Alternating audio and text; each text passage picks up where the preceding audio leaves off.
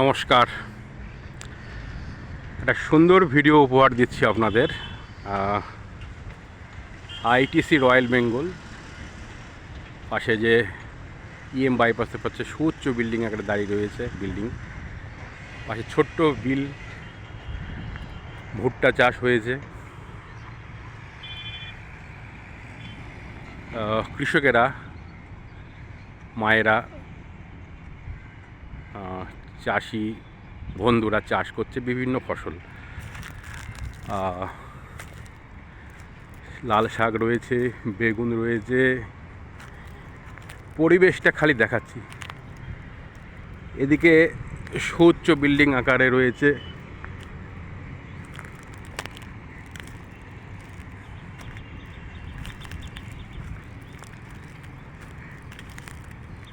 ITC সোনার বাংলা রয়েছে সুউচ্চ আকারে।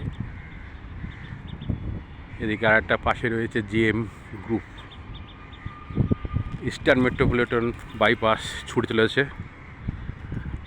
সুন্দর পরিবেশ, রসুন, শাক সবজি, পুঁইডাঁটা, লাল শাক, গ্রামের সে ছোট্ট কুড়ে ঘর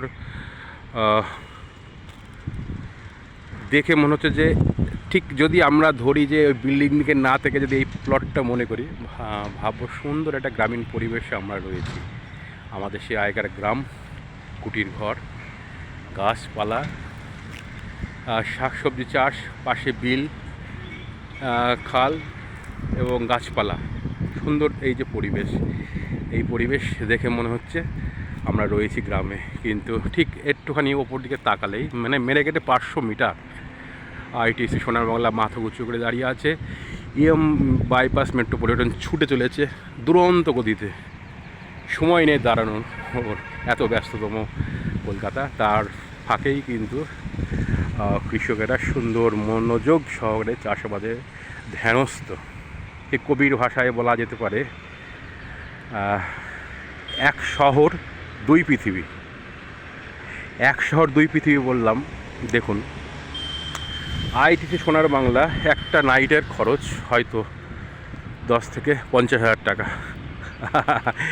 একটা নাইটের খরচ 10 থেকে 50,000 টাকা, লজিং ফুডিং হেঁটাফেটা যা রয়েছে। আর এই কৃষকের ভূমিতেই মান্থলি 10,000 টাকা আর্নিং পার্ট নেই। কবি একটা ভাষায় বলে গিয়েছিল যে ক্ষুধা জ্বালায় পৃথিবী গদমদ, পূর্ণিমার চাঁদ যেন ঝলসানো রুটি।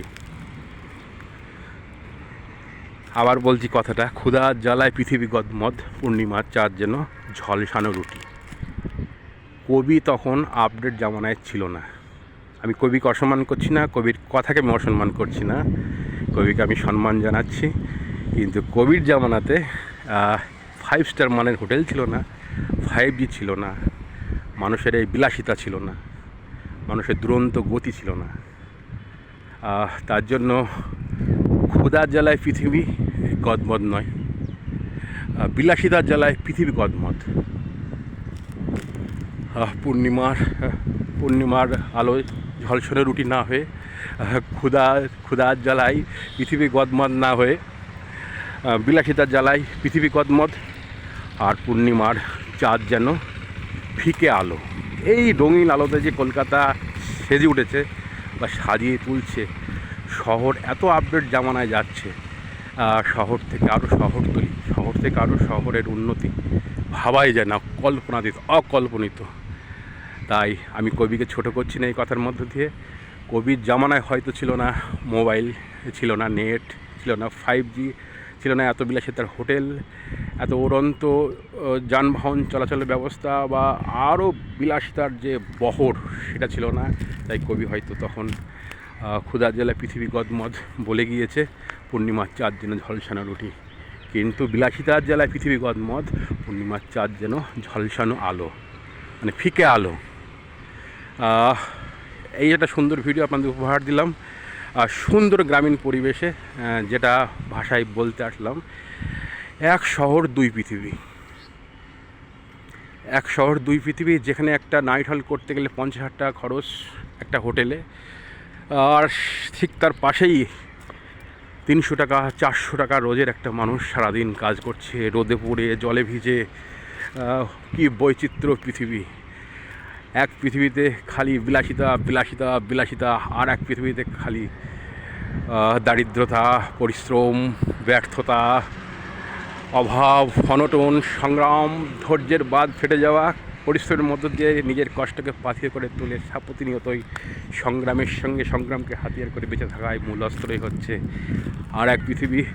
আর এক পৃথিবীতে তুমি কত বিলাসিতা অর্জন করবা, আইটিসিতে করবা, জিএম গ্রুপে করবা, না ওই বিল্ডিংয়ে করবা। রাখলাম, অনেক বকে ফেললাম। নমস্কার, ভালো থাকবেন। ভালো লাগলো এই সুন্দর ভিউ দেখে। নমস্কার।